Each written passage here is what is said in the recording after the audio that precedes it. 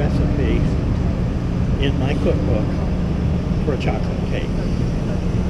Is that recipe a cake? No, it's just directions for making a cake. It tells me what all the ingredients are. I can get all those ingredients and organize them on the top of the counter. Is that a cake? No, that's just the ingredients for a cake. I can pour all those ingredients into a bowl. Is that a cake? No, it's still just ingredients for a cake. I can mix up the ingredients and pour it into a pan. Is that a cake? No, that's just cake batter. When you put it in the oven, at some point during the baking process, it goes from being cake batter to being an actual cake. I perceive, and I know analogies are not perfect, but I perceive the development of life very much the same way. That yes, when the sperm and egg are united, you have the recipe for a human being. But it will not become a human being unless it implants itself in the womb properly. If it implants elsewhere, it becomes an ectopic pregnancy, which cannot fully develop into a human. So it has to implant itself. It has to go through normal divisions. There are all sorts of other influences during the gestation period, during the time in the womb, that affect what the person becomes. A number of years ago, they first cloned a cow, Dolly. I don't know if you remember hearing about that. Now, I grew up on a farm, and we had Holstein cattle. And the way we could tell one cow from another was the different pattern of black and white. Well, the clone of Dolly didn't have the same pattern as the mother, as the original did. And it turns out that the pattern is developed in the womb. Dye is released at a particular time, and it depends on how the fetus is lying in the womb, what those markings are. There are many things that go into developing a human being. The human being is still there developing in the womb, though. The human being begins at conception. In the same sense that all of the ingredients laying on my kitchen counter are developing into a cake. No. If I move forward. That's not what God tells us in His Word. Okay, that's your problem. Okay, you revert back to God. I'm just trying to have a discussion in terms of explaining my logic. And saying that God said it is a cop-out. If you can't, no. You're arguing that it was science. Like God is the ultimate authority. God is the ultimate authority. We have to. Everybody has an ultimate authority that they're appealing to, right? No, you do. Mine is logic and evidence. Well, how do you know that you exist? What? How do you know that you exist to use logic? How do you know you exist? Well, I put my faith in the biblical worldview that God created human beings, and I'm one of those human beings. But he didn't say that He created you. Well, He didn't say He created me, but He said He created humans. How do you know you exist? Well, I read the Bible to put my faith in the belief that God created human beings, and I'm one of those human beings who has descended from the first human beings. Let me ask you this. Were you raised in a Christian family? Yeah. Do you think you would have these same beliefs if you had been raised in Iraq in a Muslim family? If God chose to regenerate me, yes. It all depends on if God chose to save me. So God can save anybody in the world. But a high percentage of people are of the same religion that their parents were. And the certitude that you have the only truth is... Well, you're putting your faith in a worldview. You think you have the truth, and your truth excludes other perceived truths, right? No, it does not. No, right, because when you say that the child is not a human being yet, you're saying that you have a truth, and that this is the truth. And they can't be a human being at conception in your worldview, because your worldview excludes that truth, right? That my worldview observes that it does not have any of the characteristics of a human being. Well, that's just your arbitrary opinion on what the characteristics of a human being are, right? And so we get back to the characteristics are a unique set of DNA. But maybe not unique because you might share it with an identical twin. I'd say the unique characteristic of a human being is the fact that they're created in the image of God, and so they have a rational consciousness. You say that one-celled,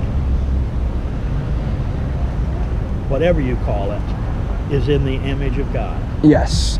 Yes, that's So because God two is human just a beings, one-celled two being. human beings, they have sex, they create a new human being. Like they don't Well, create another kind of being. It's a human being, right? No, it's an it's a organism human that is being. growing, It is and that human. organism is human, right? It's human, but a sperm cell is human. It's not.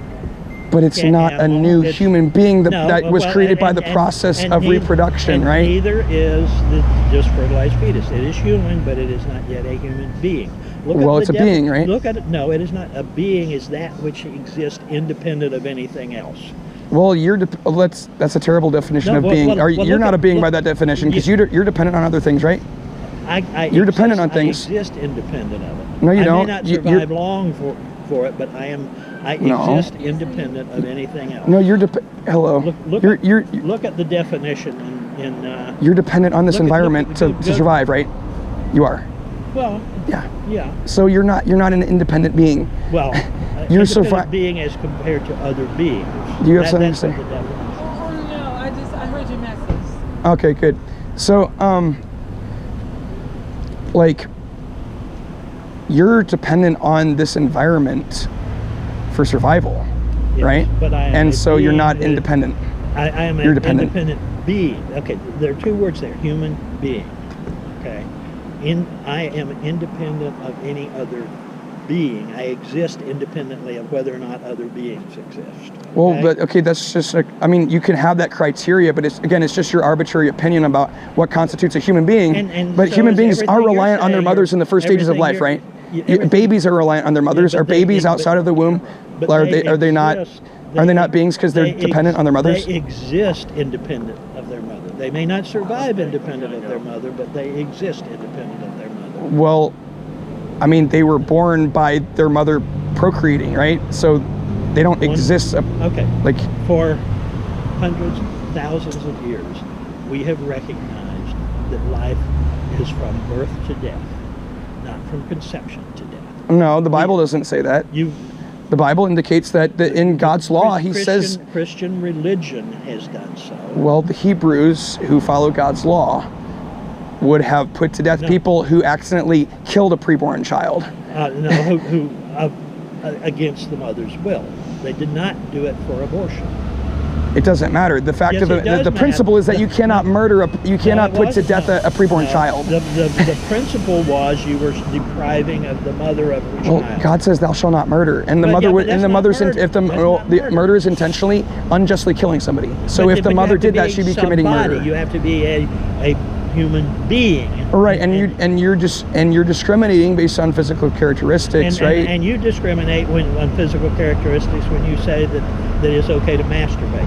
It's okay. I'm not saying it's okay to masturbate. Oh, it's okay to have nocturnal emission. It's okay for a woman to not have sex when she is fertile, because that kills something that is human. A human. Well, I'm not arguing against killing sperm cells. I'm not arguing against killing skin I know cells. you're not, because you're being inconsistent. No, You accuse me of I'm being recognizing the inconsistent. basics of biology. No, so You know, like- so where did you get your biology lessons? College, high school, or Well, church? I took biology in high school. I know, and it's just like most scientists will tell you that like an embryo is an organism, right? That's living, and that's a human organism, and But that's it's not a human and it is the being. product The of the scientists- reproductive process, right? It- When two human beings it- create another human being, But it's not a being. it is a being. No. Two Yes. human beings start the process, then the mother continues the process, and it doesn't become a human being until it is capable of living outside of the womb. And that's just your arbitrary opinion. Well, and it's against this is just your arbitrary it's against God's opinion, and that's the problem. But your God is your arbitrary opinion because No. you recognize that there are hundreds and thousands and millions of people who believe a different God and believe their God is absolute. And Well, you those have gods don't this- exist. And your God doesn't either. Well, no, that's just your opinion. Well, and that's just your opinion about Well, them. what you're putting your faith in I'm not can't even putting justify faith the in- words you're saying right now. But what I'm putting my faith in actually provides a foundation for knowledge. So No, what it I'm putting my doesn't. faith No, it in depends on can actually foundation for provide ignorance. truth. No, But in your worldview, you can't even know it's true. Truth doesn't come from revelation. It does. You need It revelation. comes from evidence. How could you possibly know? How could you possibly know it's true if it's not revealed to you by somebody who has all the facts? Because it is testable. Well, you Because can't it test is anything. testable. How can you test anything if you don't know the nature of reality? I can test whether or not gravity and the scientific explanation of gravity is correct. Not if your perceptions are deceiving you. I can test whether the Earth is a globe by flying around it. Not if you don't know the nature of reality, because you could always be wrong, because you don't have all knowledge, right? And you could be too. You don't have all knowledge. I'm putting my faith in revelation from an all-knowing being. You're not. But you're pretending that it's an all-knowing being. No. You don't have any way of knowing that that being exists. The thing is, I wouldn't be able to know anything unless he does exist. That's the thing. Why?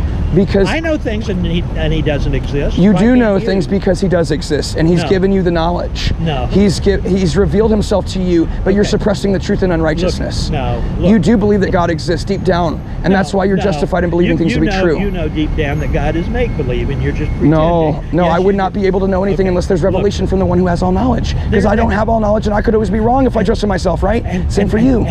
But your belief that somebody has all knowledge is itself based on I'm your saying, if there is no belief. being who doesn't have, if there's no being with all knowledge, knowledge is not possible. Why? Why? Because the things you perceive, you could always be wrong about those things unless you have the knowledge of what is actually true given to you by somebody who knows all the facts about reality.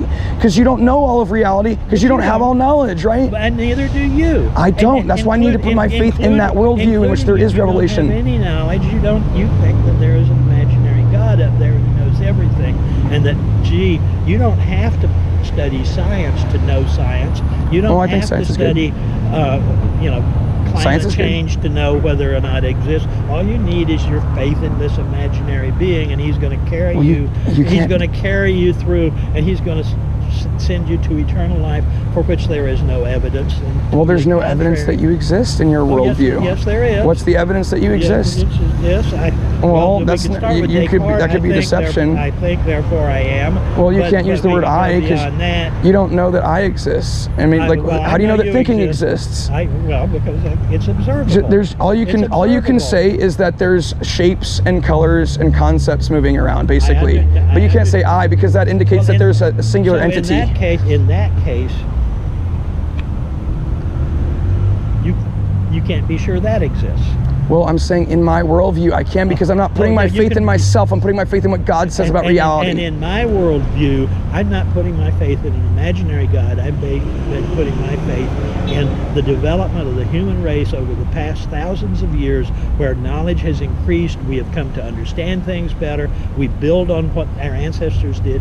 We are different from other animals because of writing, and we're able to pass on what we learned to the next generation, and it can be built upon, and that's what I put my faith in. But what are human beings in your worldview? None of that is perfect knowledge, because there is no such thing as perfect knowledge. But what if that's all a deception of your consciousness? How do you know that's actually real? Well, let me ask you this. Why would God create a species that imagined the world existed? He didn't. I'm not saying that. I'm not saying that's the truth. I'm saying, how do you know that's not the truth? But I'm saying I do put my faith in the fact that God created us with minds to perceive reality correctly, and that worldview actually provides a foundation for doing science. But you're not observing the world correctly. I am. I mean, objectively. I am, because God gave me a mind to do that with, so I could be productive for His glory in the world. But you're not developing that mind to actually learn. How do you know that? I learn things. I study. Not enough. Not enough. Not enough in what area? Well, to start with science. This is the basics of science, dude. Civil behavior. Well, how do you know it's civil? Debate abilities. Debate abilities? Yes. I have a YouTube channel. The ability to carry on a conversation. All you have is the ability to blast your opinion. No, I've been engaging you, and I've had tons of conversations like this with people on the streets for a while now. Well, so let me tell you, I am a former Sunday school teacher in 3 denominations, a former ordained deacon in 2 denominations, a former assistant pastor of a church, and now I am an atheist. It's not out of lack of knowledge. I have read the entire Bible over and over. I can quote you Bible verse for Bible verse. And you were never born again? Oh, I believed as sincerely as you do that I was born again when I was 7 years old. And I believed that for a number of years. And then I finally figured out that, this is... Why did you abandon it? This is superstition. Well, how do you know it? How do you know it's superstition and what's not? Because I hear people like you saying, this is what God says, and I hear preachers from liberal churches saying the opposite. This is what God says. And people who are Hindus saying this is what God says, and the people who are Muslims saying this is what God says. We need a worldview that makes sense of reality. And none of them agree with each other, but they are all damn certain that they have the true God and the true religion, and they and only they know what God's intent is. And why would that make you abandon Christianity? What? Why would that make you abandon Christianity? Why would that because do that? It's obvious that it is no different from any of the other religions who also believe that they have the absolute truth and that they are. But everybody puts their faith in something. Why have you chosen to put your faith in a different belief instead of Christianity? Because you've chosen a different belief now. Put my faith in something. Yes, you do. In that sense. Yes, you believe that you exist, right? What do I put my faith in? The fact that you exist, the belief that you exist, as a human being communicating with me. Do you have faith that you exist? Yes, I have faith that I exist. So that's no different. Well, I'm justified in putting my faith in that because I'm putting my faith in a revelation from an all-knowing being, in a worldview in which there is revelation from an all-knowing being. You're not justified in your own worldview. So tell me why an all-knowing being would tell his people that they should kill every male, everything that pisseth against the wall in order to take over land to be his chosen people. Why would an all-knowing, loving God do that? He told them to kill off certain people. Men, women, children, boys. Well, if it's okay for God to tell the Israelites to kill babies who have been born, why is it not okay to kill what you call babies who haven't been born, which God says nothing about in the Bible? Well, the Bible tells us that God carried out judgment on those pagan people by telling the Israelites to go wipe them out. Okay. So he uses people to enact justice. It's okay to kill newborn babies if God tells you to. Yes. But it's not okay to kill the fetus. Right, and if you have a direct command from God, the Israelites had a direct command from God to go kill those people, but we don't have a direct command from God to kill preborn children. Do you accept that some people, that you might not know everything and that God might be telling some people to have abortions? No, God's word does not tell us that God tells people to have abortions. No, but it also doesn't tell you that God tells people not to, because abortion isn't mentioned once in the entire Bible. Well, thou shalt not murder is what. Well,